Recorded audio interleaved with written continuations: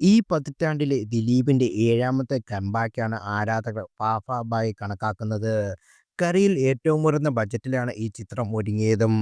പുറത്തുവരുന്ന അപ്ഡേറ്റുകളെല്ലാം ഗ്രാൻഡ് സ്കെയിലാണ് സിനിമയുടെ കഥ പറയുന്നതെന്ന് വ്യക്തമാണ്. എന്നാൽ സിനിമ കണ്ടപ്പോൾ ആ ഗ്രാൻഡ് പരിപാടി മേക്കപ്പ് ഡിപ്പാർട്ട്മെന്റ് ഇല്ലായിരുന്നു എന്ന് പറയേണ്ടി വരും. ദിലീപിന്റെ തങ്കമണി എന്ന ചിത്രത്തിലായിരുന്നു അടുത്തിടെ കണ്ട ഏറ്റവും മോശം മേക്കപ്പ്. എന്നാൽ അതിനെ മറികടക്കുന്ന രീതിയിലായിപ്പോയി ധനഞ്ജയ് ശങ്കർ ഒരുക്കിയ ഈ ബിഗ് ബഡ്ജറ്റ് ചിത്രത്തിന്റെ മേക്കപ്പ്.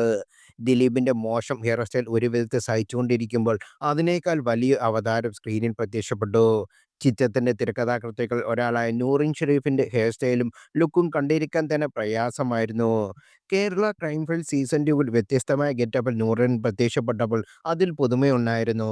എന്നാൽ പാഫാബായിലെ ഗെറ്റപ്പ് അഹസീനീയമാണെന്ന് പറയാതെ തന്നെ വയ്യ.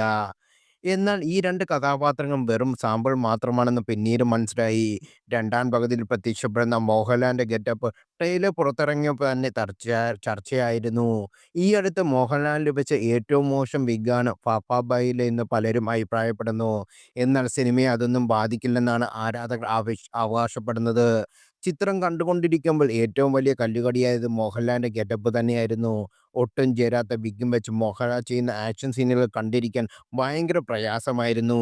ഈ വർഷം തന്നെ മേക്കപ്പ് കൊണ്ട് മോളിവുഡിനെ ഞെട്ടിച്ച റോണക് സേവ്യറാണ് ഈ സിനിമയുടെ മേക്കപ്പ് എന്നറിഞ്ഞപ്പോൾ വിശ്വസിക്കാനായില്ല. സിനിമയുടെ നിലവാരത്തിന് ഇതൊക്കെ മതിയാകുമെന്ന് റോണക്സ് പ്രതീക്ഷിച്ചു കാണും. ഫാഫ ബൈക്ക് മുമ്പ് നാടക ലെവൽ മേക്കപ്പുമായി വന്ന് ക്ഷമ പരീക്ഷിച്ച ചിത്രമായിരുന്നു തങ്കമണി. ദിലീപ്, മനോജ് കെ ജയൻ, അസീസ് നെടുമങ്ങാട് തുടങ്ങിയ സകല ആർട്ടിസ്റ്റുകളുടെ മേക്കപ്പ് അങ്ങേയറ്റം മോശമായിരുന്നു. ഇപ്പോൾ അതിനേക്കാൾ ഡോസ് കൂടിയ മേക്കപ്പും മറ്റൊരു ബിഗ് ബഡ്ജറ്റ് ചിത്രത്തിൽ സമ്മാനിച്ചിരിക്കുകയാണ് ദിലീപ്.